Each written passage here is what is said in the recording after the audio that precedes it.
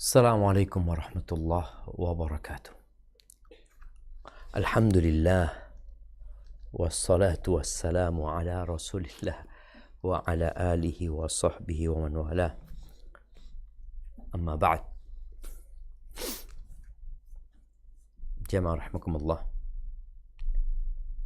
Di antara nikmat agung yang Allah berikan kepada hamba adalah tatkala Allah membimbingnya untuk membaca Al-Quran dan mentadabburi maknanya. Bagaimana tidak? Sedangkan Al-Quran ini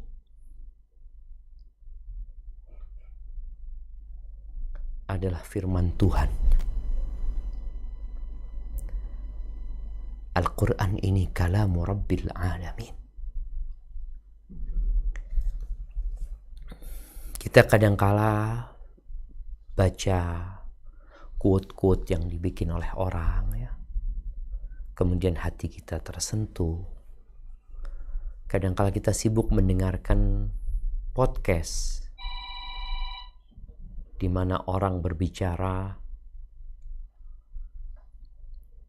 yang pembicaraannya terkadang ya mungkin ada manfaat dan ada juga yang tidak bermanfaat. Tatkala kita membaca kitabullah, Allah mengatakan dzalikal kitab la raiba fi hudan lil muttaqin. Ini kitab tidak ada keraguan di dalamnya. Petunjuk buat orang-orang yang bertakwa. Allah mengatakan, Inna hadzal Qur'an yahdi lillati hiya aqwam. Sesungguhnya Quran ini menunjukkan kepada jalan yang paling lurus. Maka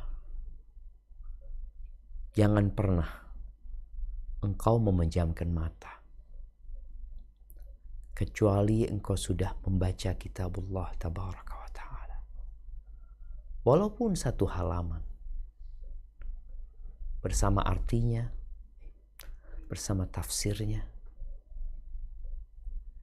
Engkau akan mendapatkan sebuah ketenangan dalam hatimu dan petunjuk dalam jalanmu menyelesaikan kehidupan dunia ini. Ada banyak godaan yang membuat sebagian manusia akhirnya lalai dari kitabullah.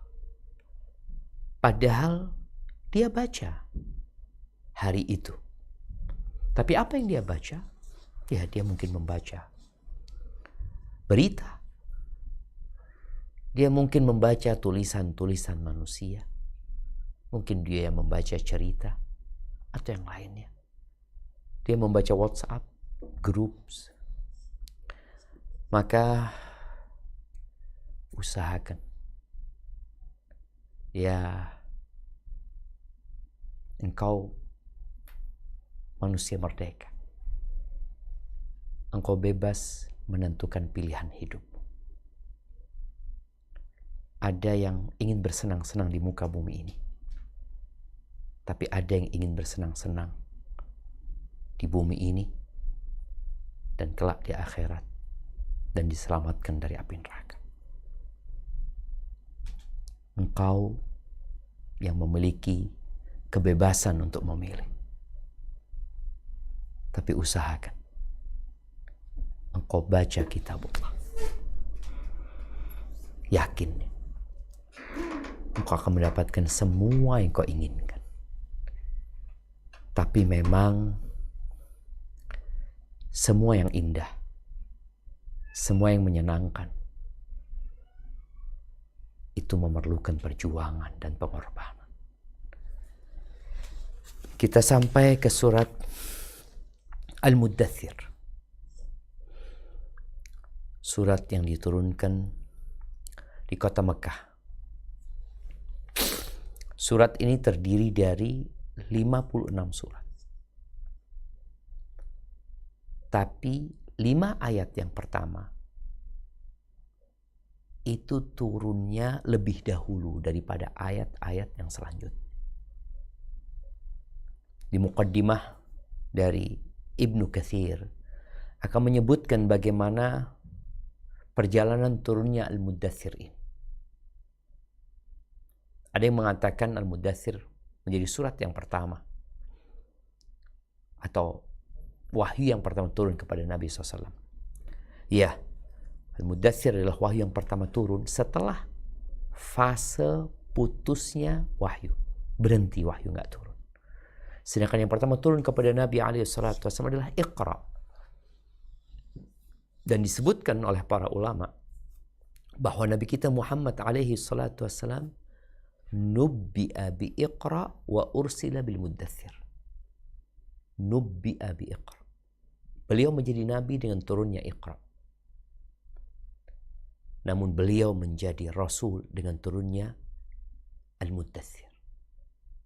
Di mana Allah memerintahkan untuk membaca di Iqra dan di Al-Muddatsir diperintahkan untuk menyampaikan. Baik, kita akan baca. Tafadhal, barakallahu fiik. Nah.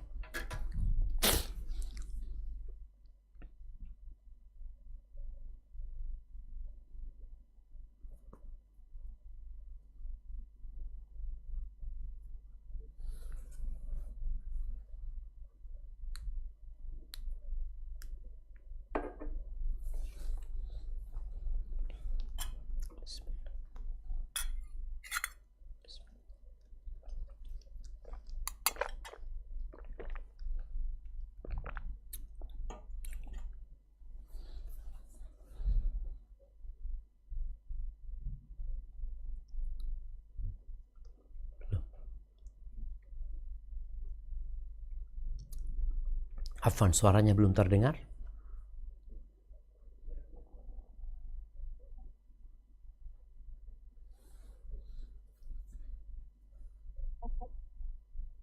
Bismillah.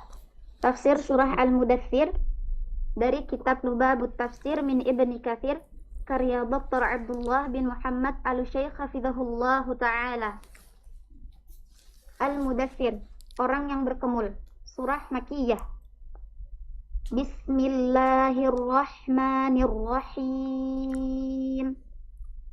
Ya ayyuhal muddatsir qum fa'anzir wa rabbaka fakabbir wa thiyabaka fatahhir warrujza fahjur wa la tamnun tastakthir wa lirabbika fasbir فَإِذَا نُقِرَ فِي النَّاقُورِ فَذَلِكَ يَوْمَئِذٍ يَوْمٌ عَسِيرٌ عَلَى الْكَافِرِينَ غَيْرُ يَسِيرٌ. Dengan menyebut nama Allah yang Maha Pemurah lagi Maha Penyayang. Hai orang yang berkemul, berselimut, bangunlah, lalu berilah peringatan, dan Rabb-mu agungkanlah, dan pakaianmu bersihkanlah, dan perbuatan dosa menyembah berhala tinggalkanlah, dan janganlah kamu memberi dengan maksud memperoleh balasan yang lebih banyak. Dan untuk memenuhi perintah Rabb-mu, bersabarlah. Apabila ditiup sangkakala, maka waktu itu adalah waktu datangnya hari yang sulit. Bagi orang-orang kafir, lagi tidak mudah. Dilanjutkan. Di dalam kitab Sahih Al-Bukhari ditetapkan dari hadits riwayat Yahya bin Abi Katsir dari Abu Salamah dari Jabir radhiyallahu an bahwasannya dia pernah mengatakan bahwa yang pertama kali diturunkan dari Al-Qur'an ialah ya ayyuhal muddatsir, hai orang yang berselimut, dan pendapat tersebut ditentang oleh jumhur ulama, di mana mereka berpendapat bahwa ayat Al-Qur'an yang pertama kali diturunkan olehnya adalah Iqra bismi rabbikal ladzi khalaq. Bacalah dengan menyebut nama Rabb-mu yang menciptakan. Quran surat Al-Alaq ayat 1. Nah. Lanjutkan. Sebagaimana ayat di atas akan diuraikan lebih lanjut pada bahasan berikutnya insyaallah. Imam Al-Bukhari menukilkan, Yahya mengabarkan kepada kami, Waki memberitahukan kami dari Ali bin Al-Mubarak dari Yahya bin Abi Katsir. Dia bercerita, aku pernah bertanya kepada Abu Salamah bin Abdurrahman mengenai ayat Al-Quran yang pertama kali turun. Maka dia menjawab, Ya ayyuhal muddathir. Aku mengatakan, mereka berkata, Iqra' bismi rabbikal ladzi khalaq. Kemudian Abu Salamah menyatakan, aku pernah bertanya kepada Jabir bin Abdullah mengenai hal tersebut, dan engkau mengatakan kepadanya, seperti apa yang engkau katakan kepadaku. Maka itu Jabir berkata, aku tidak memberitahumu kecuali apa yang diberitahukan Rasulullah sallallahu alaihi wasallam kepada kami.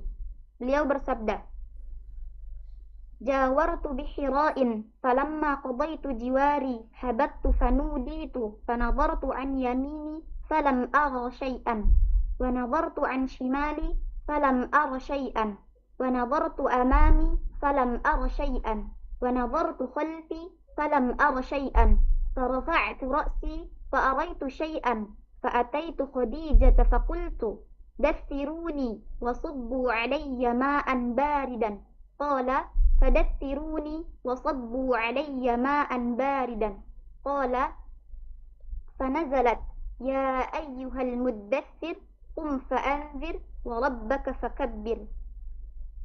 Aku pernah menyendiri di Gua Hira. Setelah selesai menyendiri, aku pun turun. Tiba-tiba ada suara yang berseru kepadaku. Maka aku menoleh ke kanan, tetapi aku tidak melihat sesuatu. Lalu aku menoleh ke kiri, namun aku tidak mendapati sesuatu apapun. Kemudian aku melihat ke depan, akan tetapi aku tidak melihat sesuatu. Kemudian aku melihat ke belakang, namun aku tidak menemukan siapa-siapa. Kemudian aku mengangkat kepalaku, ternyata aku melihat sesuatu. Lalu aku mendatangi Khadijah, dan aku katakan, selimutilah aku dan siramkan air dingin ke tubuhku. Dia berkata, maka dia pun menyelimutiku dan menyiramkan air dingin kepadaku. Dia berkata, maka turunlah ayat, hai orang yang berselimut, bangunlah, lalu berilah peringatan, dan Rabbmu agungkanlah. Barakallahu fiik. Sebelum kita lanjutkan, di sini ada penjelasan bahwa ternyata perbedaan pendapat ini sudah terjadi sejak zaman para tabi'in. Mereka yang berguru kepada para sahabat, seperti yang diceritakan oleh Imam Bukhari, bahwa Jabir bin Abdullah, ingat Jabir bin Abdullah Al-Ansari, dia dari kalangan Ansar, dia termasuk sahabat yang banyak meriwayatkan hadis dari Nabi alaihi salatu wassalam, menyebutkan bahwa yang pertama turun adalah Al-Muddathir. Tapi sahabat-sahabat yang lainnya mengatakan yang pertama turun adalah Iqra. Jadi seakan-akan bertentangan. Sehingga Yahya bin Abi Katsir yang dia bertanya kepada Abu Salamah bin Abdurrahman menceritakan bagaimana Jabir menyampaikan bahwa yang dia dengar dari Nabi alaihi salatu wassalam adalah hadis yang baru saja kita baca. Tapi sebenarnya di hadis yang baru saja kita baca itu tidak ada penjelasan bahwa itu adalah yang awal diturunkan. Maka kita akan melihat di hadis yang diriwayatkan Imam Muslim ada penjelasan bahwasanya memang ayat itu bukan yang pertama turun. Kenapa? Karena ternyata Nabi SAW sudah pernah bertemu Jibril sebelumnya, sehingga ada wahyu yang sebelumnya sudah turun. Lalu turun ini. Nah, kita akan lanjutkan hadis dengan riwayat Imam Muslim. Kalau tadi riwayat Imam Bukhari, di riwayat Imam Muslim ada penjelasan yang lebih menjurus ke sana, bahwasanya Al-Muddathir bukan yang pertama turun. Nah, silakan. Demikianlah hadis tersebut disitir dari sisi ini. Dinukilkan pula oleh Muslim melalui jalan Uqail dari Ibnu Syihab dari Abu Salamah, dia bercerita, Jabir bin Abdullah memberitahuku bahwasannya dia mendengar Rasulullah Shallallahu Alaihi Wasallam memberitahu perihal masa penurunan wahyu, bahwa beliau bersabda, Fabaina ana amshi idh sami'tu sawtan minas sama' farafa'tu basari qibala as-sama' فإذا الملك الذي جاءني بحراء قاعد على كرسي بين السماء والأرض فجئت منه حتى هويت إلى الأرض فجئت إلى أهلي فقلت زملوني فزملوني فأنزل يا أيها المدثر قم فأنذر حتى الآية فاهجر. Ketika aku berjalan, tiba-tiba aku mendengar suara dari langit. Lalu, aku pun mengarahkan pandangan ke langit. Ternyata, ada malaikat yang mendatangiku di Gua Hira, dengan duduk di atas kursi antara langit dan bumi. Maka aku menjadi takut, panik karenanya. Sehingga, aku pun tersungkur ke tanah. Kemudian, aku mendatangi keluargaku, dan aku katakan, selimuti aku, selimuti aku, selimuti aku. Lalu, turunlah ayat, Ya ayyuhal muddathir qum fa'anzir sampai kata fahjur. Lanjutkan. Abu Salamah berkata, warwajza berarti berhala. Lantas wahyu datang silih berganti. Itulah lafaz Al-Bukhari. Redaksi itu yang terpelihara. Hadis tadi menunjukkan wahyu pernah turun sebelum ini. Seperti yang disabdakan, ternyata malaikat yang pernah datang kepadaku di Gua Hira, yaitu Jibril saat mendatangi beliau dengan mengucapkan Iqra' bismi rabbikal ladzi khalaq khalaqal insana min 'alaq Iqra' wa rabbukal akram alladzi 'allama bil qalam 'allamal insana ma lam ya'lam. Bacalah dengan menyebut nama Rabbmu yang menciptakan. Dia telah menciptakan manusia dengan segumpal darah. Bacalah, dan Rabbmu lah yang paling pemurah, yang mengajar manusia dengan perantaraan kalam. Dia mengajarkan kepada manusia apa yang tidak diketahuinya. Quran Surat Al-Alaq ayat 1-5. Barakallahu fikum. Afwan, ini di terjemahannya dengan perantaran kalam. Betul apa salah ini? Nah, dengan perantara kalam apa kolam? Kolam ya. Ini diganti kolam yang artinya pena ya. Pena. Iya, alladzi 'allama bil qalam. Itu dengan pena. Baik, sebelum dilanjutkan jemaah, ada 4 skill yang seharusnya manusia itu berusaha untuk memilikinya. 4 ya, semoga Anda nggak salah. 4 skill ini, yang pertama adalah berbicara, yang kedua mendengarkan, yang ketiga membaca, yang keempat menulis. Yang pertama dan yang kedua ini, masyarakat Indonesia banyak memiliki skill ini. Skill berbicara, skill dengarkan orang ngomong, mungkin skill nonton, itu banyak. Sedangkan untuk mendapatkan ilmu, maka perlu yang ketiga dan yang keempat.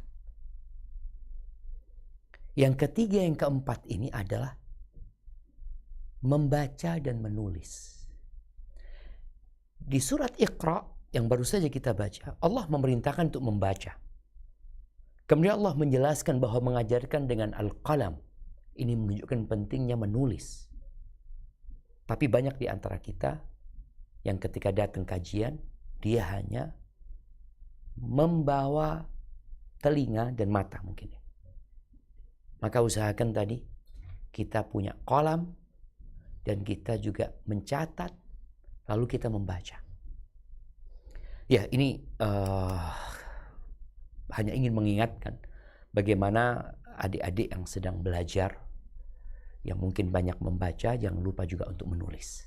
Alhamdulillah, kalian di rumah Quran berusaha untuk menghafalkan kitabullah dengan membacanya, mencetorkannya, tapi jangan lupa untuk berusaha menulis. Mencatat faedah-faedah ketika lewat sebuah ayat yang menyentuh di hati, tulislah di buku catatanmu. Mungkin nanti engkau bisa balik ke sana ya. Kenapa? Karena kita pelupa gitu. Tapi kalau disuruh ngomong, waduh, kita senang banget. Maka kenapa di Indonesia ini kafe-kafe itu rame dengan orang yang ngomong dan mendengarkan. Kenapa podcast itu banyak yang menonton, sedangkan perpustakaan jadi sepi ya. Ya tadi skill kita masih di yang pertama dan kedua. Semoga kita bisa naik untuk menjadi orang yang membaca, karena memang ayat yang pertama turun adalah Iqra, kemudian menjadi orang yang menulis, karena di Iqra pun ada isyarat bahwa Allah mengajarkan dengan al-qalam ya, dengan pena. Baik, kita lanjutkan. Lantas, surah ini turun sesudah beberapa waktu berlalu. Lalu malaikat Jibril pun turun. Dan sisi penyatuan pendapat bahwa yang pertama kali turun setelah masa wahyu adalah surah ini, sebagaimana yang diriwayatkan oleh Imam Ahmad, juga disebutkan bahwa Jabir bin Abdullah memberitahu bahwa dia pernah mendengar Rasulullah Shallallahu Alaihi Wasallam bersabda,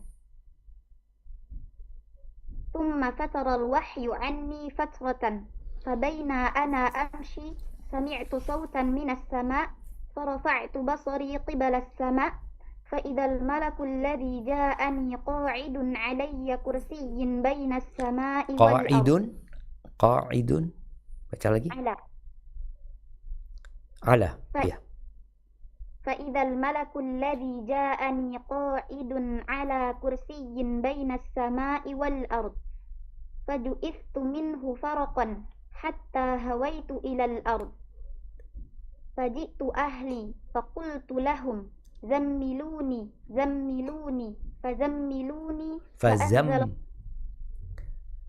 فزملوا أيوة زملوني فزملوني فأنزل الله تعالى يا أيها المدثر قم فأنذر وربك فكبر وثيابك فطهر والرجز فاهجر ثم حمي الوحي وتتابع. Kemudian wahyu sempat terhenti turun kepadaku beberapa waktu. Lantas ketika aku tengah berjalan, tiba-tiba aku mendengar suara dari langit. Lalu aku pun mengangkat pandangan ke arah langit. Ternyata malaikat yang dahulu pernah mendatangi diriku tengah duduk di atas kursi di antara langit dan bumi. Maka aku pun dibuat sangat takut, panik olehnya, sehingga aku jatuh tersungkur ke tanah. Selanjutnya, aku mendatangi keluargaku dan kukatakan kepada mereka, selimuti aku, selimuti aku, selimuti aku. Lalu Allah Tabaraka wa Ta'ala menurunkan ayat, hai orang yang berkemul, berselimut, bangun, lalu berilah peringatan, dan Rabbmu agungkanlah, dan pakaianmu bersihkanlah, dan perbuatan dosa menyembah berhala tinggalkanlah. Kemudian wahyu banyak yang turun secara berturut-turut, diriwayatkan oleh Imam Al-Bukhari dan Muslim dari hadits Az-Zuhri. Barakallahu fiik ya. Dengan penjelasan para ulama, maka masalah sudah bisa diselesaikan. Bahwa di hadis Jabir sendiri juga menyebutkan bahwa yang pertama turun adalah Iqra. Kemudian ada fase wahyu itu terhenti. Ada banyak hikmah yang disebut oleh para ulama yang mungkin kita juga sudah pernah membahas tatkala kita mengkaji kitab Fiqhus Sirah karya Profesor Dr. Zaid bin Abdul Karim Az-Zaid, bahwa di antara hikmahnya agar Nabi SAW merindukan itu wahyu, agar beliau juga bisa memastikan bahwa yang turun itu benar-benar wahyu Allah Azza wa Jal, bukan sesuatu yang bisa diatur oleh beliau. Enggak. tapi yang menurunkan adalah Allah Azza wa Jal. Dan juga Al-Quran ini bukan buatan Nabi SAW.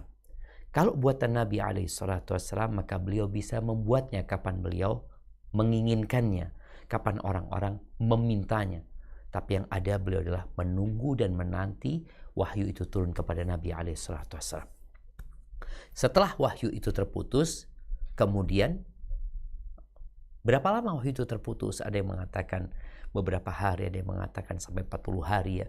Kemudian baru turun wahyu yang pertama setelah putusnya wahyu kepada Nabi SAW, yaitu ya ayyuhal muddathir qum fa'anzir.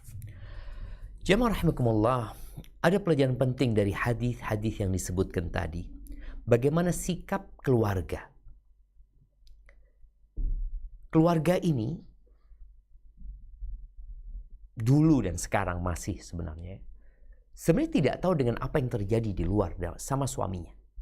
Suaminya bekerja, suaminya mungkin kecapean, suaminya mungkin mendapatkan beban dari atasannya yang menyebabkan dia harus menforsir energi, harus memeras pikirannya, sehingga pulang ke rumah capek, lelah. Nabi SAW di jalan pulang menuju ke rumahnya, beliau menghadapi sebuah peristiwa yang menyebabkan beliau sampai nggak kuat membawa tubuhnya. Jadi orang kalau takut itu, tahu-tahu lututnya itu lemes, kayak tidak bertulang, jatuh jemaah Nabi SAW. Maka ketika pulang ke rumahnya, kita lihat bagaimana sikap seorang istri, bagaimana sikap keluarga tatkala sang ayah, tatkala suami balik ke rumahnya. Maka yang ada menyambutnya. Yang kedua, memenuhi permintaannya. Tidak bertanya, tapi memberikan apa yang diminta. Ketika yang diminta jelas, Nabi SAW meminta 2 hal. Diselimutin dan disiramkan air. Maka itu dilakukan oleh keluarga. Tapi boleh jadi ada suami yang pulang ke rumah, keluarga tahu bahwa wajah suami atau ayah mereka ini lagi masam. Menunjukkan ada masalah yang sedang dia pikirkan atau dia hadapi. Maka jangan menanyakan ada apa ini dan itu. Yang kedua, jangan pula, kadang-kadang istri ada masalah di rumah. Melihat suami pulang, langsung dia cerita anak-anak kayak gini, ini, itu. Apabila itu yang terjadi, maka sakinah, kedamaian dan ketenangan dari rumah akan hilang. Yang ada keributan. Makanya kadang-kala ada para istri mengatakan suamiku kayak gini, kayak gini, kayak gini. Oke. Mungkin suamimu memang seperti yang kau ceritakan. Bagaimana engkau sebagai seorang istri merubah suamimu? Karena kehidupan rumah tangga ini bukan pertarungan antara lelaki dan wanita. Tapi yang ada penyatuan agar dua insan ini membangun, bukan menghancurkan. Makanya disebut rumah tangga. Jadi dia membangun rumah tangga ini. Namun apabila dua orang ini tidak sinergi, yang akan terjadi keributan. Maka tolong para istri contoh bagaimana Khadijah menyambut suami. Nabi SAW minta diselimutin, minta disiramin air. Tanpa mereka bertanya, ada apa, kenapa, ayo ceritakan. Jangan. Jadi terkadang suami itu memang dia tidak ingin menceritakan. Kenapa dia tidak ingin menceritakan? Yang pertama, dia tidak ingin membebani keluarganya. Biar beban itu untuk dia. Karena boleh jadi kalau dia cerita, istrinya akan ikut stres, akan depresi, dan akan berdampak kepada pelayanan istri kepada suami dan perawatan istri, pemeliharaan untuk keluarga dan anak-anak. Karena dia memikirkan sesuatu yang seharusnya nggak jadi beban dia. Ada yang suaminya ditipu, umpamanya. Lalu sang suami cerita ya, sang istri ikut stres. Bukan malah menyelesaikan masalah, sang istri mengatakan, oh seharusnya engkau nggak kayak gitu, seharusnya kayak gini, seharusnya. Ini udah terjadi.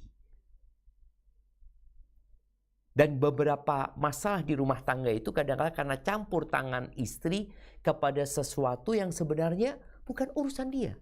Urusan dia menenangkan suaminya. Urusan dia bagaimana dia membackup suaminya. Membackup suaminya. Menjadi sandaran untuk suaminya. Ketika suaminya pulang dalam kondisi tidak nyaman. Karena ada istri yang ikut urusan suami akhirnya menambah keributan di rumah, menjadikan dia nggak mood untuk ngurusin anak-anak karena mikirkan suaminya kena tipu, seharusnya nggak kayak gini, kayak gitu. Jangan. Maka tolong para istri, tetaplah engkau menjadi penenang.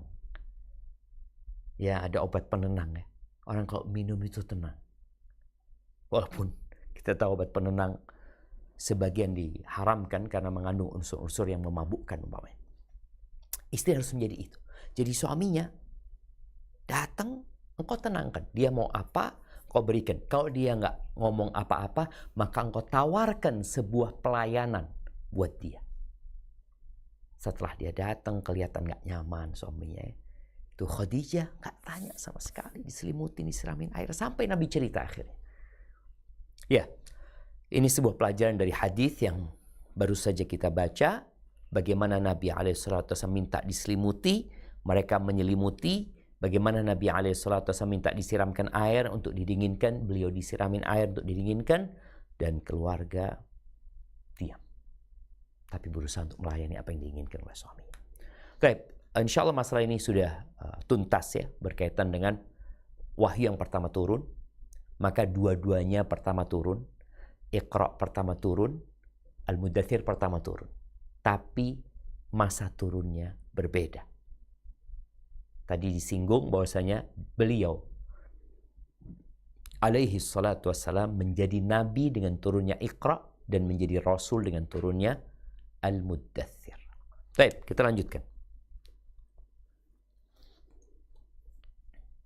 Firman Allah, fa'anzir, bangun, lalu berilah peringatan. Artinya, bersiaplah untuk menyatukan tekad, serta berilah peringatan kepada umat manusia, sehingga dengan semua itu akan tercapai misi kerasulan, sebagaimana dengan ayat pertama yang telah tercapai misi kenabian. Barakallahu fikum. Qum. Bisa digambarin ya, orang yang sedang tidur pakai selimut. Jadi menunjukkan dia sedang gak enak badan, kurang sehat, atau dia capek, lelah, atau dia malas untuk menjalani kehidupan ini.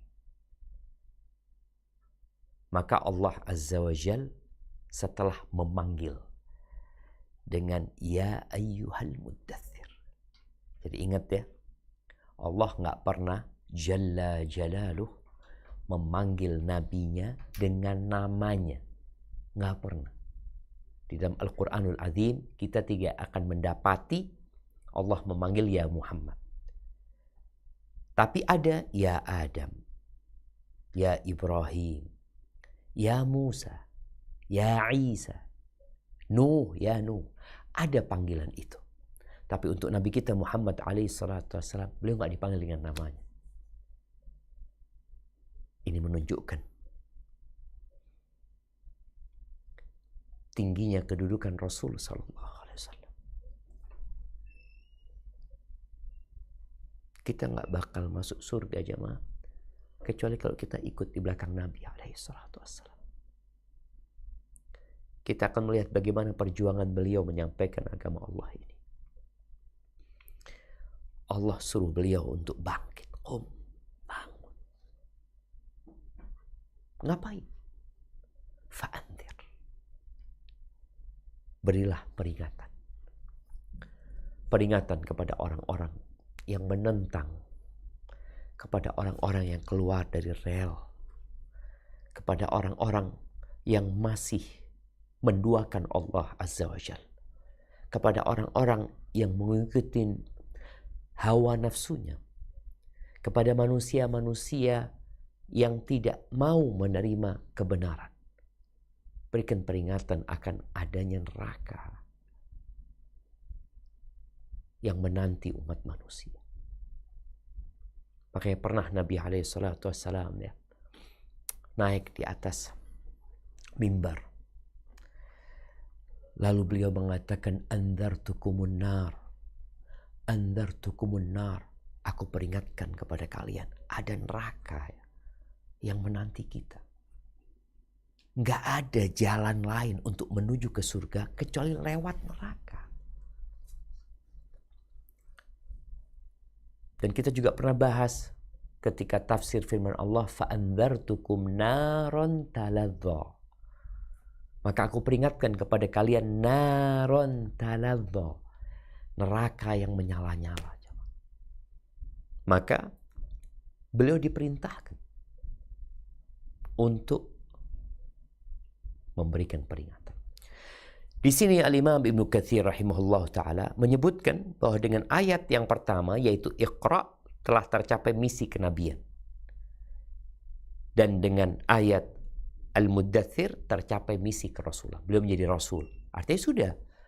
Kalau kemarin hanya mendapatkan wahyu tanpa ada perintah untuk menyampaikan, di ayat yang kedua turun ini, atau wahyu kedua yang turun ini, beliau diperintahkan untuk menyampaikan, memberikan peringatan kepada orang-orang tersebut.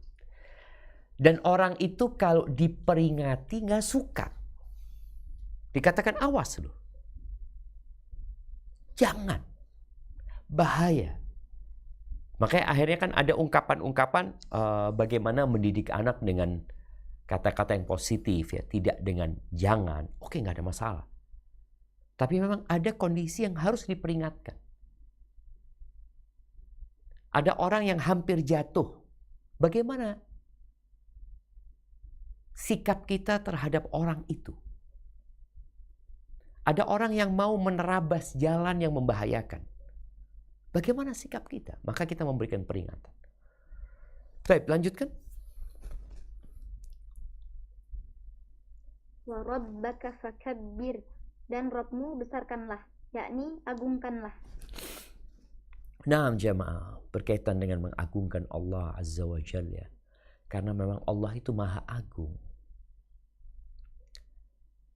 Kita pernah insya Allah sih merasakan keagungan Allah Azza wa Jalla ketika engkau sholat. Lalu mungkin kau punya masalah, ya, engkau punya problematika dalam kehidupanmu yang sangat memberatkanmu dan membuatmu jadi gundah gulana. Kemudian engkau sholat, engkau mengatakan Allahu Akbar, Allah Maha Besar. Bumi ini saat ini berisi hampir 8 miliar manusia. Allah yang memberikan rizki kepada semuanya. Berisi miliaran burung dan ikan-ikan di lautan sana. Entah berapa jumlah mereka. Allah yang memberikan rizki kepada mereka. Masalahmu apa gitu loh. Cuma tadi kita kadang-kadang gak mengagungkan Allah sebagaimana semestinya. Di hati kita masih ada ketergantungan kepada sebab-sebab, ya. Ketergantungan kepada makhluk. Padahal Allahu Akbar. Jadi mengagungkan Allah itu tentunya dengan mentauhidkan Allah Azza wa Jal. Dan berserah diri kepada Allah dengan penuh keyakinan. Menyandarkan diri kita kepada Allah Azza wa Jal. Di antara doa yang dibaca sebelum tidur, yang diajarkan Nabi alaihi salatu wassalam, beliau mengatakan, Allahumma inni aslamtu nafsi ilaik wa fawwadtu amri ilaik wa wajjahtu wajhi ilaik wa alja'tu dhahri ilaik. Ya Allah, sesungguhnya aku menyerahkan diriku kepadamu dan menyerahkan semua urusanku kepadamu, menghadapkan wajahku kepadamu dan menyandarkan diriku kepadamu, raghbatan wa rahbatan ilaik, sebagai bentuk takut dan berharap kepadamu. La malja wa la manja minka illa ilaik. Nggak ada tempat berlari, tempat bernaung ya, dari dirimu kecuali kepadamu. Jadi warabbaka fakabbir, ini mengandung makna yang dalam sekali, yang terkadang memang kita kurang mengagungkan Allah Azza wa Jalla. Kita lanjutkan. Dan firman Allah tabaraka wa ta'ala, wa thiyabaka fatahhir, dan pakaianmu bersihkanlah. Al-Ajlah Al-Kindi berkata dari Ikrimah, dari Ibnu Abbas, bahwasannya dia pernah didatangi seseorang dan ditanyakanlah tentang ayat ini, wa thiyabaka fatahhir, dan pakaianmu bersihkanlah. Dia menjawab, janganlah engkau mengenakannya untuk berbuat maksiat dan juga melakukan penipuan. Ibnu Zaid mengatakan, orang-orang musyrik tidak bisa membersihkan diri sehingga Allah menyuruh beliau membersihkan. Diri dan pakaian beliau. Pendapat ini yang menjadi pilihan Ibnu Jarir. Ayat ini juga mencakup pembersihan hati, karena masyarakat Arab menyebut hati dengan istilah thiyabun, pakaian. Demikian sebagaimana diungkapkan oleh Umrul Qais, afatimu mahlan ba'da hadha tadalluli wa in kunti qad azma'ti hajri fa ajmili wa in taku qad sa'atki minni khaliqah fasali thiyabi min thiyab. Ini ada yang salah, bukan fasali, fasulli. Fasulli thiyabi min thiyabi kitansali. Wahai Fatimah, tinggalkan sikap menentangmu ini. Jika engkau ingin aku pergi, bersikap baiklah. Dan jika engkau mendapat perlakuan kurang berkenan dariku, maka bertanyalah kepada hatiku dari hatimu. Niscaya engkau terhibur. Nah, ini ada yang salah di terjemahannya. Dibetulkan dulu. Jika engkau, wahai Fatimah, wahai Fatimah,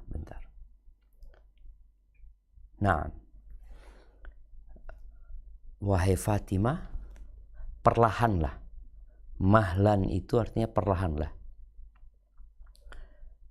Kemudian ba'da hadha tadalluli, kurangi sedikit manja dan pura-pura engganmu. Tadallul ini sifat manja, sifat nggak mau gitu ya.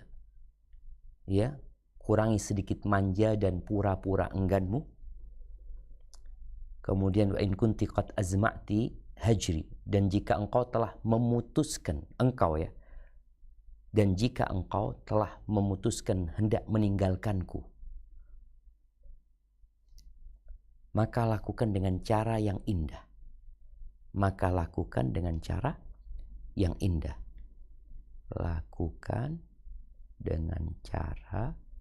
yang indah. Nah, kemudian, dan jika engkau mendapat perlakuan kurang berkenan dariku, ya, ini, dan jika ada tabiatku yang membuatmu tidak berkenan, ya, yang mungkin boleh terjemahannya, maka bukan sali, maka tadi anak perbaiki, karena memang tulisannya sali itu artinya bertanya ya, tapi yang betul fasulli, bukan bertanya, yang artinya sulli itu maka lepaskanlah bajuku dari bajumu. Ini kan terjemahkan hati nanti ya. Niscaya ia akan terlepas perlahan dengan mudah. Dia akan terlepas dengan perlahan dan mudah. Tansali. Ini terjemahannya terhibur ya.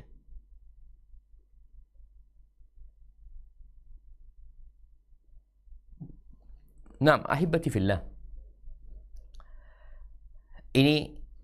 Bait ini dihadirkan oleh Ibnu Katsir untuk menyebutkan bahwasanya di antara makna thiyab adalah hati.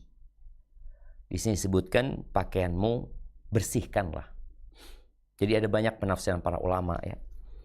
Membersihkan pakaian dari najis, membersihkan dari jangan sampai pakai baju untuk kemaksiatan, untuk penipuan. Dan di antara maknanya adalah membersihkan hati. Kemudian disebutkan bait syair ya, karena memang Diwanul Arab itu syair. Dan kita tahu Al-Quran ini turun dengan bahasa Arab. Dengan bahasa yang dipakai oleh orang-orang Arab.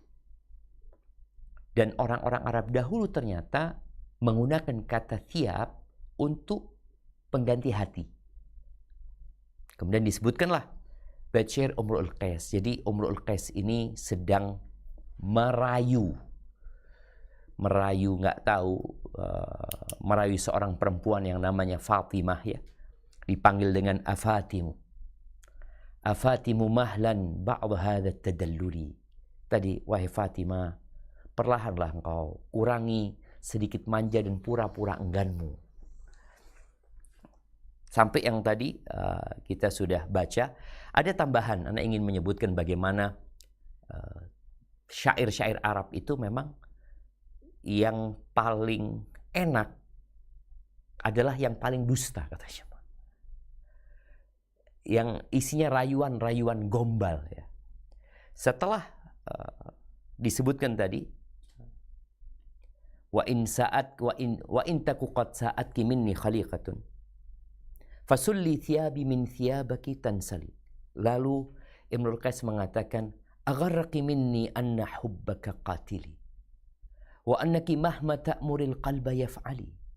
Apakah engkau terpedaya oleh kenyataan bahwa cintamu telah membunuhku, kata dia. Dan bahwa apapun yang kau perintahkan kepada hatiku, ia akan melakukannya. Wa ma dharafat aynaki illa litadribi bisahmaiki fi a'syari qalbin muqattali.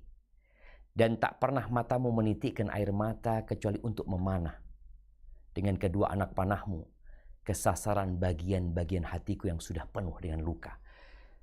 Ya, ini sebuah bait syair yang isinya rayuan kepada seorang wanita. Dan hati-hati wanita, karena wanita itu lemah ya. Kalau sudah dipuji, disanjung, macam-macam. Padahal yang menyanjung adalah orang yang haram seharusnya melakukan itu kepada dirinya. Hendaklah dia berhati-hati. Baik, jadi makna wa thiyabaka fatahhir, pakaianmu bersihkanlah, bisa bermakna hatimu dari kemaksiatan, dari berbagai penyakit hati ya. Tentu yang paling utama membersihkan hati dari kesyirikan.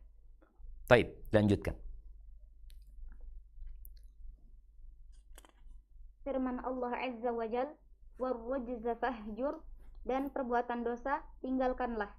Ali bin Abi Thalhah mengatakan dari Ibnu Abbas, warrujza berarti patung-patung, tinggalkanlah. Ibrahim dan Ad-Dhahhak berkata, warrujza fahjur, yaitu tinggalkanlah kemaksiatan. Apapun maknanya, tidak berarti Nabi pernah melakukan kemaksiatan sebelumnya. Yang demikian, sebagaimana firman-Nya, ya ayyuhan nabiyyu taqillaha wa la tuti'il kafirina wal munafiqin. Wahai Nabi, bertakwalah kepada Allah dan janganlah mentaati orang-orang kafir dan orang-orang munafik. Quran Surat Al-Ahzab ayat 1. Barakallahu fikum ya. Jadi kalau kita lihat susunan perintah Allah Azza wa Jal, yang mana manusia ketika melaksanakan perintah Allah, sejatinya dia sedang naik anak tangga untuk menuju kepada keabadian. Perintah pertama adalah bangkit menyampaikan peringatan. Yang kedua, mengagungkan Allah Azza wa Jal. Yang ketiga, membersihkan pakaian. Membersihkan hati. Kemudian yang keempat, meninggalkan perbuatan dosa. Jadi hatinya bersih, amal perbuatannya bersih dari kemaksiatan. Jadi kalau bicara kemaksiatan, tadi kita bicara bahwasanya yang paling harus dibersihkan hati darinya adalah kesyirikan. Maka perbuatan yang paling harus ditinggalkan adalah perbuatan ya tadi, meninggalkan berhala-berhala, ya, patung-patung yang kita tahu di Mekah ada 360 berhala yang menghiasi Ka'bah, mengelilingi Ka'bah pada waktu itu. Dan ketika Allah memerintahkan hal ini, bukan berarti beliau dalam kondisi sedang berbuat dosa terus tinggalkan. Enggak. Sebagai arahan agar Nabi melanjutkan perjuangan beliau, meninggalkan berhala-berhala itu, meninggalkan kemaksiatan-kemaksiatan yang ada. Jadi ketika Allah mengatakan, ya ayyuhan nabiyyu taqillah, wahai Nabi bertakwalah kepada Allah, bukan berarti sebelumnya nggak bertakwa. Beliau telah bertakwa kepada Allah, tapi peringatan yang membuat orang jadi ingat untuk terus berjalan di atas kebenaran walaupun penuh dengan tantangan. Ya, ketika seorang ayah mengatakan kepada anaknya, nak belajar nak ya, bukan berarti anaknya nggak belajar. Anaknya mungkin sudah belajar, tapi harapannya dia terus melakukan. Kalau dikatakan nak jangan nonton yang nggak berguna ya, dengan handphonemu, bukan berarti anaknya nonton yang tidak berguna, tapi ingin mengingatkan. Karena kadang-kadang anak mengatakan, emangnya anak nggak berguna? Ini loh anak dengarkan kajian. Enggak. Jadi itu perintah atau itu larangan agar orang jadi ingat. Apalagi ini Nabi SAW. Kalau manusia ketika dikatakan bertakwalah kepada Allah, ya dia memang belum bertakwa. Dikatakan tinggalkan kemaksiatan, memang kita adalah pelaku dosa, yang banyak dosa yang kita lakukan. Baik, dilanjutkan. Jadi sampai ayat kelima ini, inilah yang pertama kali turun ya, 5 ayat. Yang turun setelah Iqra tadi. Baik, lanjutkan. Firman Allah Subhanahu wa taala, "Wala tamnun tastakthir," dan janganlah kamu memberi dengan maksud memperoleh balasan yang lebih banyak. Ibnu Abbas berkata, janganlah memberi sesuatu untuk mendapatkan yang lebih banyak. Demikian pula yang dikemukakan oleh Ikrimah, Mujahid, dan selain mereka. Ibnu Zaid berkata, jangan pernah memberi manusia atas nama kenabian dengan tujuan memperoleh balasan yang lebih banyak dan untuk mengambil pengganti dari segala hal yang bersifat duniawi. Adapun yang paling jelas adalah pendapat pertama. Wallahu a'lam. Barakallahu fiik ya. Dikatakan yang lebih kuat ya. Makna wala tamnun tastakthir. Pendapat Ibnu Abbas, jangan memberi sesuatu untuk mendapatkan yang lebih banyak ya. Jadi bukan mencari akhirat, tapi mencari dunia. Tidak sedikit di antara kita memang yang ambisinya dunia. Sampai dia memberi pun yang dicari dunia. Padahal seharusnya yang kita cari adalah akhirat. La maudi'u sauti ahadikum fil jannah khairun minad dunya ma fiha. Kalau kita ngasih 1 juta, lalu harapan kita dikasih 1 miliar umpamanya di dunia ini, banyak sekali 1 miliar ya, dari 1 juta jadi 1 miliar. Kata Nabi SAW, tempat pecut kalian, bicara pecut ini ya 1 meter anggap ya, karena dulu para sahabat biasa naik onta, kuda, keledai yang kadang-kala harus dipecut ya supaya dia jalannya lebih cepat umpamanya. Mungkin 1 meter lah tempat itu. Di surga yang 1 meter itu lebih baik dari dunia dan isinya. Terus kenapa kita memberi berharap balasan dari orang yang kita beri ya? Kita berharap memperbanyak, memperkaya diri kita dalam kehidupan dunia ini. Lupa dengan akhirat. Nah, lanjutkan. Firman Allah Azza wa Jalla, "Wa li rabbika fasbir," dan untuk memenuhi perintah Rabbmu, bersabarlah. Artinya, jadikan kesabaranmu atas tindakan mereka yang menyakitkan untuk mendapatkan keridhaan Rabbmu. Demikian yang dikemukakan oleh Mujahid. Barakallahu fikum ya. Ayat ini mengingatkan bahwa ada manusia-manusia yang bersabar bukan karena Allah Azza wa Jalla.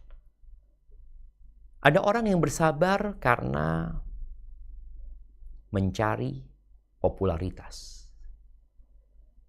Ada orang yang bersabar karena takut malu.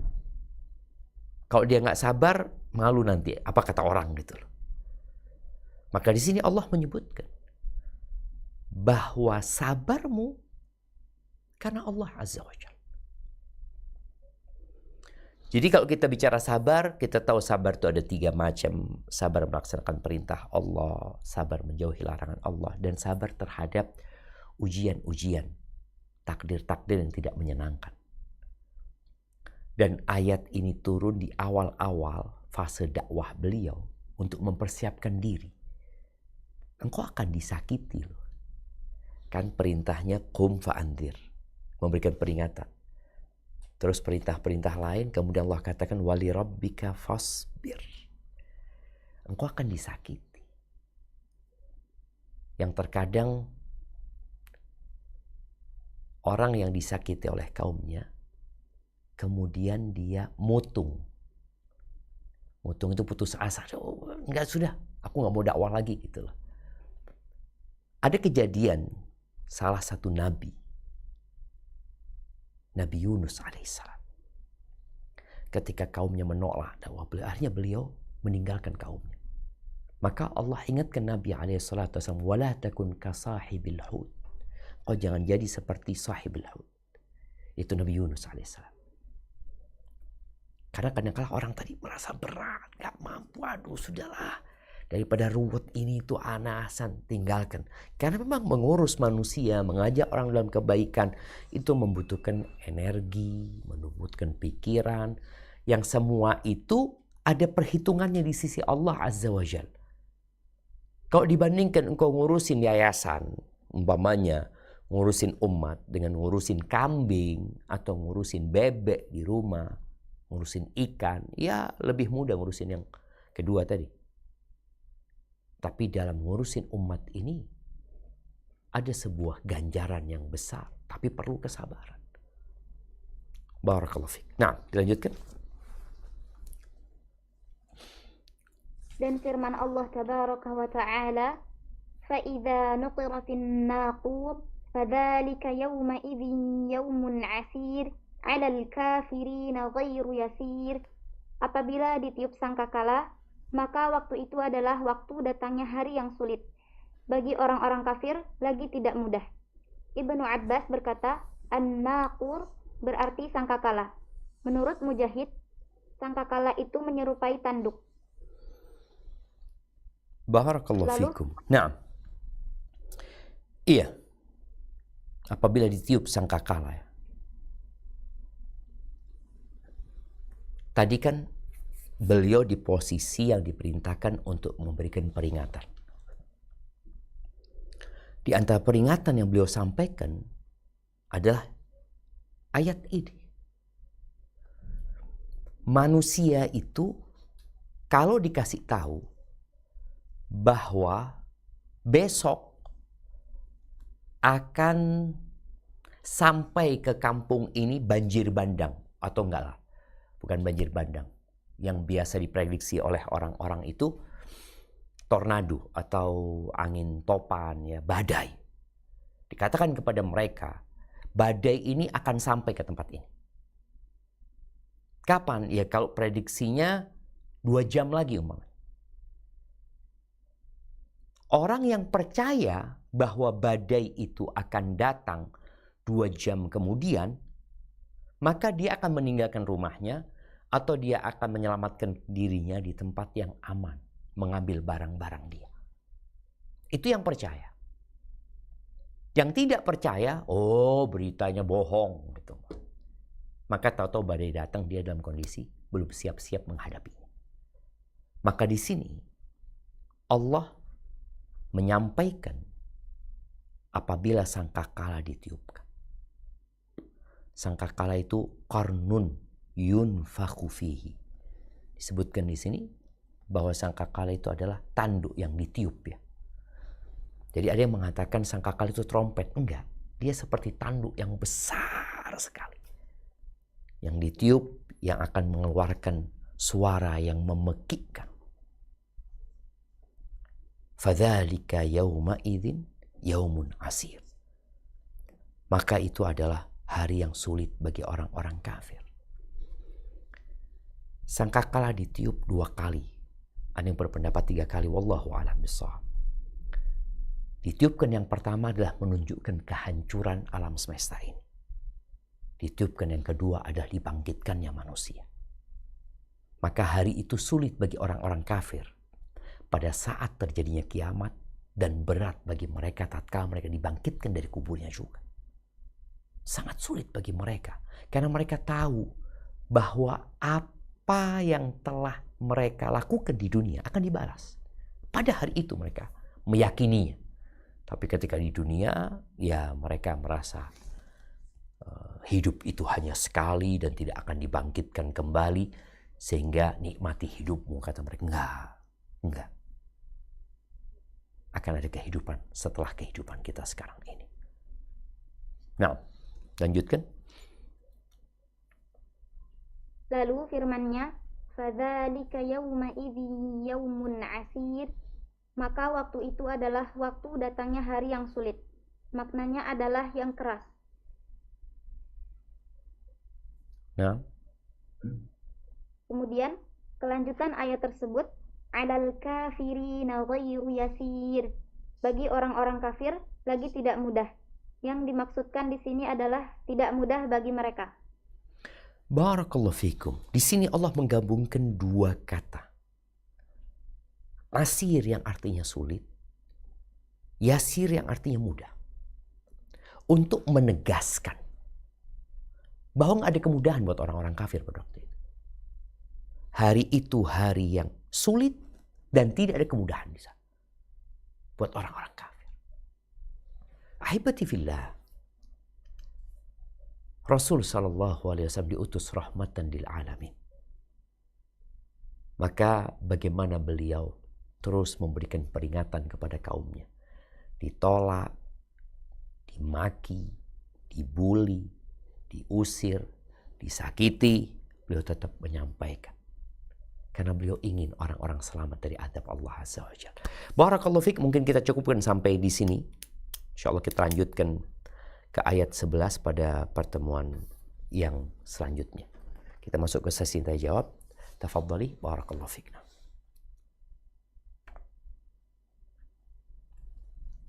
Bismillah, izin membacakan pertanyaan yang masuk, Ustaz. Naam, tafadhali. Assalamualaikum warahmatullahi wabarakatuh. Waalaikumsalam. Apakah maksud dari perintah wa rabbaka fakabbir dan Rabbmu agungkanlah dalam kehidupan seorang muslim? Jazakumullah khairan, Ustaz. Barakallahu fiik. Nah, tadi sempat disinggung ya. Bahwa saya tentunya mengagungkan Allah Azza wa Jalla dengan melaksanakan perintahnya, dengan menjauhi larangannya. Itu sebagai bentuk kita mengagungkan Allah Azza wa Jalla. Percaya dengan berita-berita yang Allah sampaikan. Kemudian aplikasi dalam kehidupan ini membuat kita orang yang takut kepada Allah Azza wa Jalla. Bagaimana tatkala kita menghadapi masalah, kita tahu nggak ada yang bisa menyelesaikan kecuali Allah Azza wa Jalla. Kemudian kita meninggalkan berbagai bentuk ketergantungan kepada selain Allah Azza wa Jalla. Itu mengagungkan Allah Subhanahu wa Ta'ala. Jadi intinya mengagungkan Allah adalah dengan melaksanakan perintahnya, menjauhi larangannya, dan meyakini dengan keyakinan yang penuh bahwa Allah lah pemilik segala-galanya, bahwa Allah adalah Rabbul Alamin, bahwa laisa kamitslihi syai' wa huwas samiul basir. Tidak ada yang menyerupai Allah Azza wa Jalla, dan Dia adalah Maha mendengar dan Maha melihat ya. Itu di antara makna mengagungkan Allah Azza wa Jalla. Dan ketika engkau punya masalah atau kena musibah, engkau mungkin tidak bermudah-mudahan untuk mengeluh kepada manusia, karena kita tahu manusia tidak bisa menyelesaikan masalah kita. Allah lah yang bisa menyelesaikan.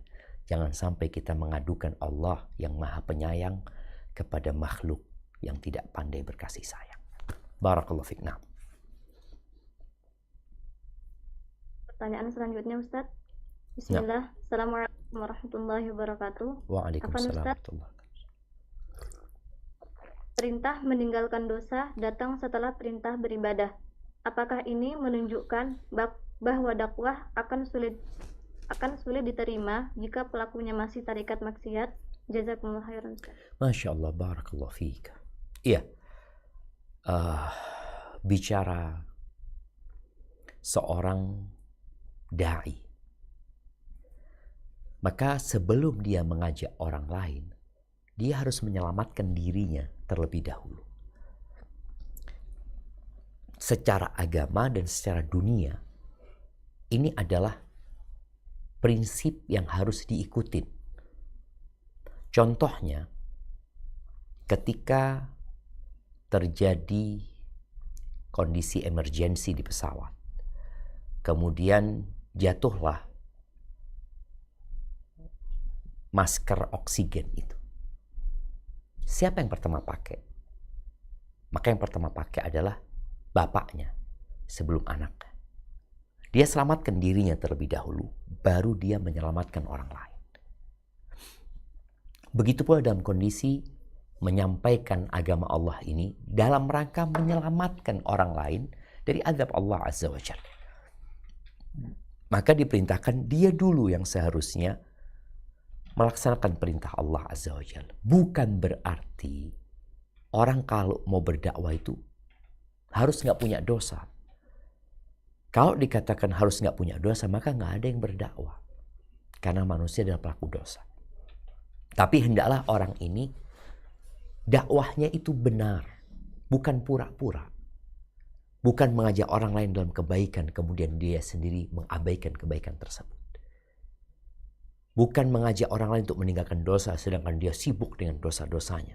Akhirnya dakwahnya itu hanya untuk untuk ceramah, ya, untuk mendapatkan amplop atau apa, supaya terlihat sebagai sosok yang berilmu, tapi dia sendiri tidak mengamalkan ilmunya.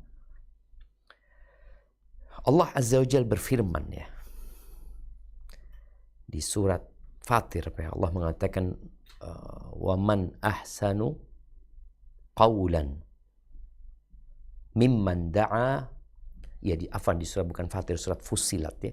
Di surat Fussilat ayat 33 Allah mengatakan, siapakah yang lebih baik ucapannya mimman da'a ilallah, dari orang yang mengajak kepada Allah, wa amila salihan, dia mengajak kepada Allah, dia sendiri beramal soleh, gitu loh.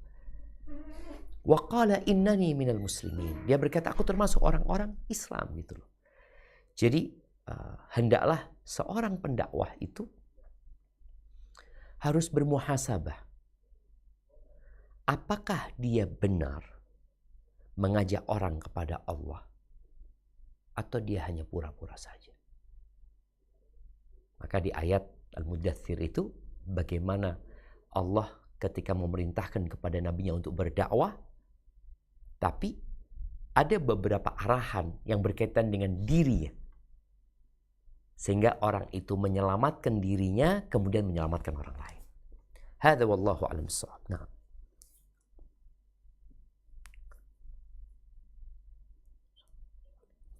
Ini pertanyaan selanjutnya, Ustaz.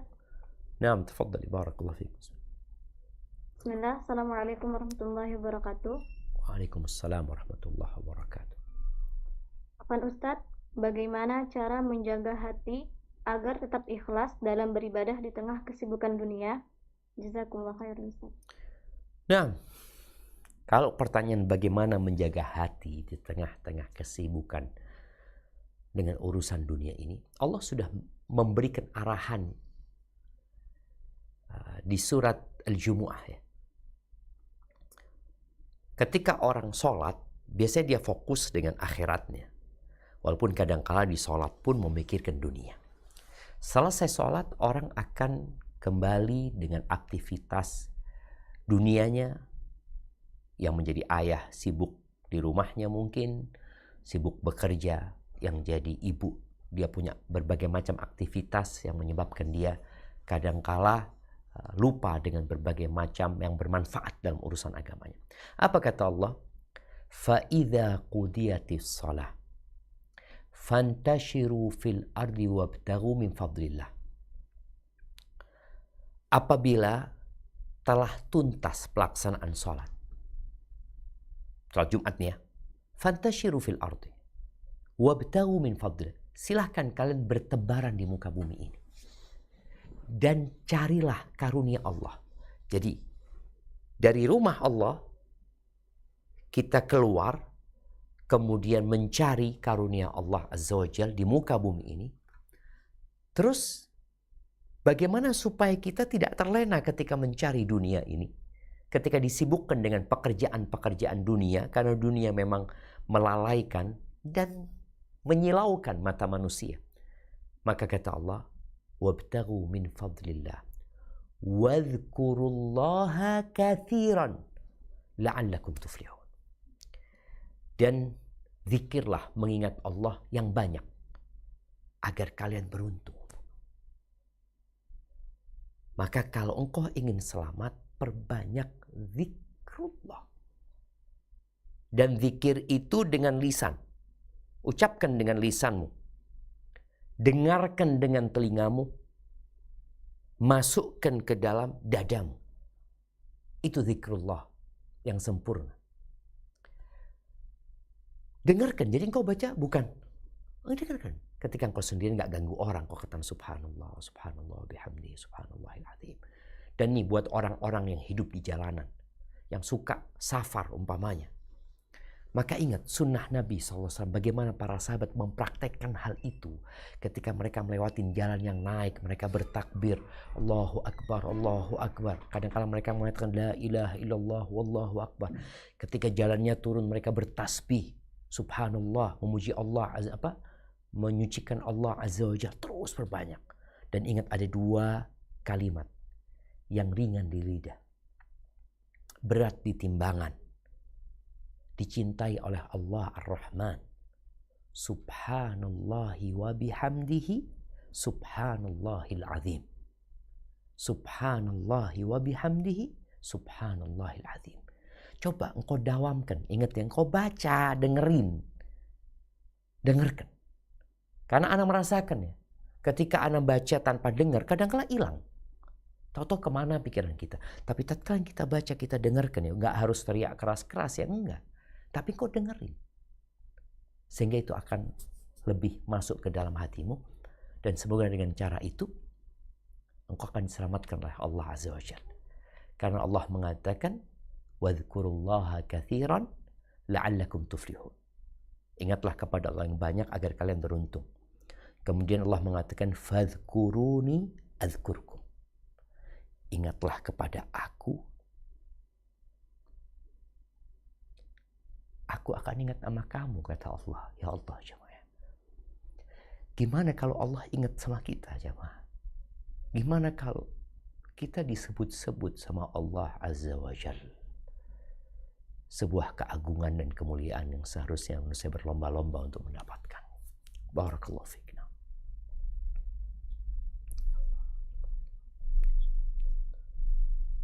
Izin pertanyaan selanjutnya, Ustaz. Naam, tafadhali. Bismillah. Assalamualaikum warahmatullahi wabarakatuh. Waalaikumsalam warahmatullahi wabarakatuh. Pak Ustaz, izin bertanya. Saya umur 39 tahun, usia menikah menjalani 10 tahun, dikarunia anak umur 5 tahun dan 9 tahun, yang tertua autis. Sudah beberapa bulan ini, istri lebih banyak membantu kebutuhan rumah tangga, karena penghasilannya lebih besar dan dihasilkan dari live TikTok, konten menyanyi. Kesalahan saya, beberapa bulan lagi mau memasuki usia 40 tahun. Saya ingin sekali hijrah yang sebenar-benarnya menuju jalan yang diridhai Allah, dan sudah mengutarakan itu ke istri. Tapi istri menjawab penuhi dulu kewajiban sepenuhnya, baru ikut hijrah sama-sama. Dan beberapa bulan terakhir ini selalu berdebat terus, dan akhirnya puncaknya saya saat ini keluar dari rumah. Pertanyaannya, apakah cerai adalah solusi saya saat ini? Mohon nasihatnya Ustadz. Jazakumullah khair. Barakallahu fiik. Naam, ahibati fillah. Proses hijrah itu memerlukan iman yang kokoh dan kuat. Ada orang yang hijrah karena dunia. Seperti tadi sang istri mengatakan, penuhin dulu kewajibanmu, kita hijrah bareng-bareng. Jadi yang dicari adalah dunia. Padahal kita tahu hijrah itu meninggalkan dunia ini menuju kepada Allah Azza wa Jalla demi menyelamatkan agama, bukan demi memperkaya diri mencari dunia. Maka nasihat ana kepada sang suami yang bertanya, semoga engkau mendengarkan nasihat ini. Bertakwalah engkau kepada Allah Azza wa Jalla. Banyaklah berdoa.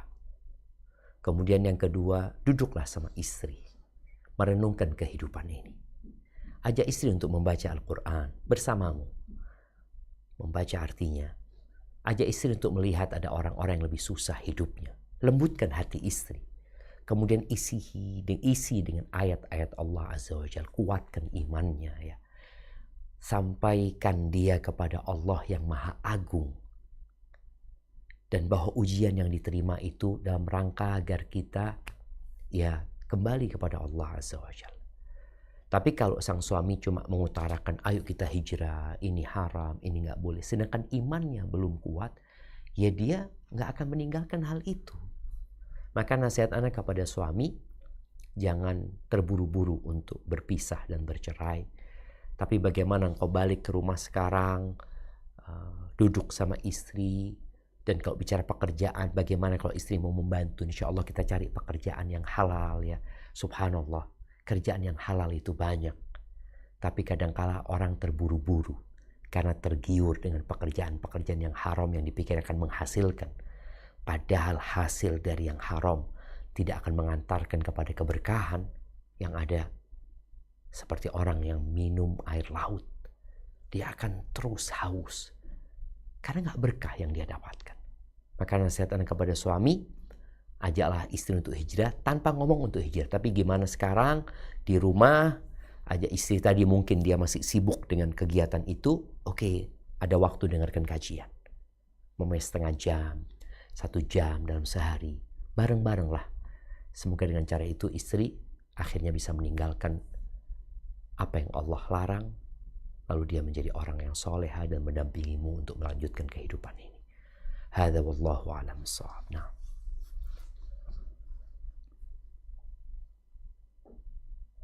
Izin pertanyaan selanjutnya Ustaz. Tafadhalina. Assalamualaikum warahmatullahi wabarakatuh. Afan Ustaz. Salam. Ana mau tanya, Ana punya kakak laki-laki yang sudah nikah tapi nggak peduli sama adik perempuannya dan sama ibu Ana. Padahal suami istri kenal sunnah dan mereka ngajar di pondok sunnah terkenal. Dan Ana sama kakak Ana tinggalnya deketan tapi nggak pernah nengokin Ana Ustadz. Itu bagaimana Ustadz? Padahal dulu mereka belum punya rumah, selalu nitipin anak-anaknya di tempat kerja Ana. Sekarang mereka udah punya rumah dan semuanya langsung lupa sama Ana Ustadz. Mohon nasihatnya Ustadz. Jazakumullah khairan. Subhanallah jamaah. Ana jadi ingat deh dengan doa Nabi alaihi salatu wassalam ya. Beliau itu berdoa mengatakan, Allahumma inni as'alukal qasda fil ghina wal faqr atau fil faqri wal ghina. Ya Allah, aku memohon kepadamu sikap pertengahan pada kondisi kaya atau fakir. Karena memang orang yang faham agama yang dikatakan udah ngaji sunnah, tetap dunia ini menggoda dia. Kalau tadi dikatakan oleh adiknya, jadi lupa gitu loh. Pada saat nggak punya ingat, pada saat mapan hidupnya jadi lupa. Itu mungkin terjadi. Oke, kita belajar, kita ngaji, kita punya banyak ilmu, ada banyak dalil yang kita hafalkan. Tapi tanpa taufik dari Allah, kita nggak akan bisa mengamalkan. Seperti tadi, ada orang yang berdakwah, yang ngajar sebagai profesi hanya untuk memenuhi kebutuhan hidupnya. Bukan benar-benar untuk mengajak kepada Allah Azza wa Jalla. Maka buat sang adik, apa sikap yang harus dilakukan? Karena yang bertanya adiknya ya. Maka doakan kakakmu. Kalau mereka nggak berkunjung, engkaulah yang berkunjung. Dalam rangka menyambung silaturahim. Mungkin benar kakakmu di sana memiliki kesibukan yang membuatnya tidak bisa mengunjungimu. Berbaik sangkalah kepada kakakmu. Sambil didoakan, engkau yang nyambung. Karena kadangkala kita ini berharap balas budi dari orang. maka tatkala yang kita harapkan adalah balasan dari orang lain, engkau akan kecewa. Karena manusia ini, kata Allah, wa qalilun min ibadiyas syakur. Sedikit dari hamba-hambaku yang pandai bersyukur. Apa sih kebaikanmu sama dia? Sedangkan Allah yang maha baik aja dia lupakan kadang-kala. Apalagi kita. Maka nasihat anak, engkau berusaha untuk menyambung rahimmu. Kalau mungkin dengan cara berkunjung ya, tengok ponak-ponakanmu di sana yang dulu pernah hidup bersamamu. Semoga dengan itu kakakmu bisa membaik ya. Atau memang kakak memang ternyata punya kesibukan yang menyebabkan dia nggak bisa. Berarti aku yang berkunjung ke sana ya. Semoga dengan cara itu hubungan kalian jadi lebih baik ya. Hadza wallahu a'lam bissawab. Nah. Izin pertanyaan selanjutnya, Ustadz. Nah. Assalamualaikum warahmatullahi wabarakatuh. Waalaikumsalam warahmatullahi wabarakatuh. Afan Ustadz, bagaimana hukum seorang suami yang memiliki usaha travel haji atau bertugas sebagai pembimbing ibadah umroh dan haji, namun melakukan kezaliman terhadap istrinya dengan menikah lagi? Dan bagaimana hukumnya jika istrinya yang merasa terzalimi berdoa kepada Allah agar usaha suaminya tersebut ditutup atau bangkrut karena perbuatan zalimnya? Jazakumullah khairan. Naam, jamaah rahimakumullah. Yang pertama, ada orang dizalimin, ada orang merasa dizalimi. Ini berbeda. Oleh karena itu, kelak pada hari kiamat, Allah akan menegakkan timbangan keadilan. Karena ada orang yang merasa dizalimi, belum tentu dia dizalimi. Tapi perasaan dia dizalimi. Oke, nanti akan ditegakkan timbangan, ada persidangan. Sisi mananya engkau dizalimi? Contoh tadi, suaminya nikah lagi. Apakah seorang suami yang nikah lagi disebut melakukan kezaliman? Tidak. Tapi boleh jadi dengan dia menikah lagi, dia melakukan kezaliman bukan di pernikahannya. Tapi dia tidak lagi memberikan hak-hak istrinya. Dia lebih condong kepada istri yang keduanya. Dia lebih sibuk dengan istri keduanya. Karena dia punya mainan baru mungkin seperti itu. Kemudian dia lupa dengan istri pertamanya. Yang hidup bersama berjuang dahulunya bersama sang suami. Lupa sama anak-anaknya. Jadi kezalimannya itu, ini kan tadi anak katakan, ada orang yang merasa dizalimi, ada orang yang memang dizalimi. Nanti engkau akan mendapatkan hakmu. Kalau memang benar suamimu menzalimimu. Tapi kalau menikah lagi dalam hukum agama, enggak, dia tidak menzalimi.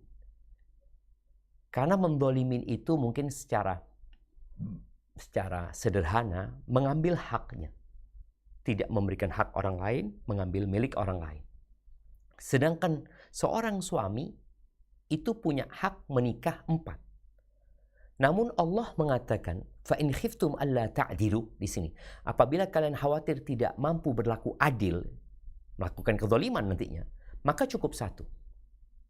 Apabila sang suami ini tidak mampu berlaku adil, ya, kemudian dia melakukan penzaliman, ya dia telah melakukan perbuatan dosa. Tapi yang jelas, engkau akan mendapatkan hakmu nantinya di hadapan Allah Azza wa Jalla kalau benar suamimu menzalimi. Terus berkaitan dengan doa.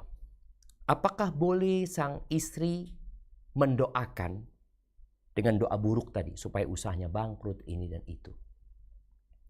Orang yang dizalimi, ingat bukan orang yang merasa dizalimi.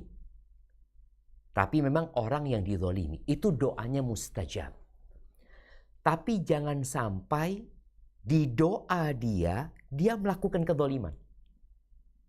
Contoh nih ya, ada orang yang motornya dicuri.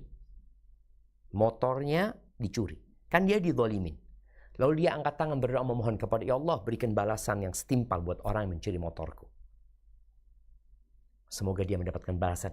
Ini dia memohon keburukan buat orang itu. Tapi ada orang yang mengatakan, ya Allah, mudah-mudahan orang yang mencuri motorku ini.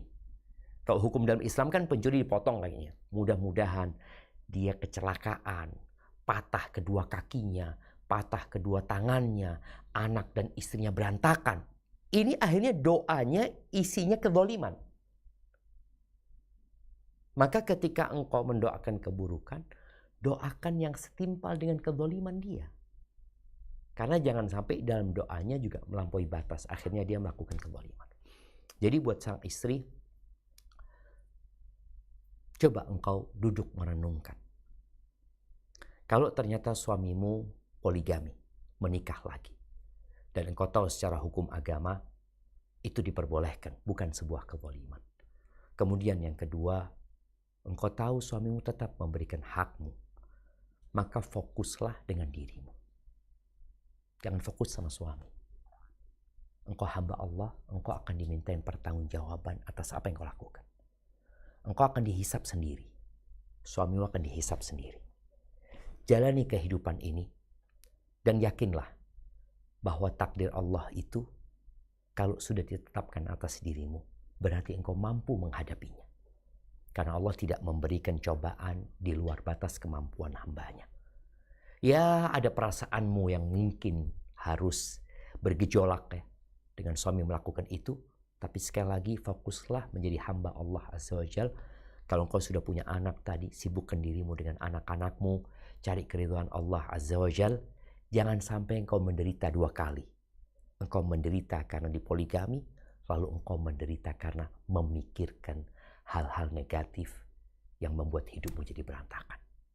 Ingat, badai pasti berlalu. Sebagaimana malam yang panjang dengan kegelapan yang penuh dengan hal-hal yang menakutkan akan diusir dengan fajar yang menyingsing di arah timur. Dan ketahuilah, fa inna ma'al usri yusra. Inna ma'al usri yusra. Barakallahu fiik, itu mungkin yang dapat Anda sampaikan. Kurang lebihnya mohon maaf. Yang benar dari Allah Jalla Jalaluhu, yang salah dari diri Anda pribadi. Allah dan Rasulullah terbebaskan dari kesalahan itu. Subhanakallahumma bihamdika asyhadu an la ilaha illa anta astaghfiruka wa atubu ilaik. Sampai berjumpa kembali. Wassalamualaikum warahmatullahi wabarakatuh.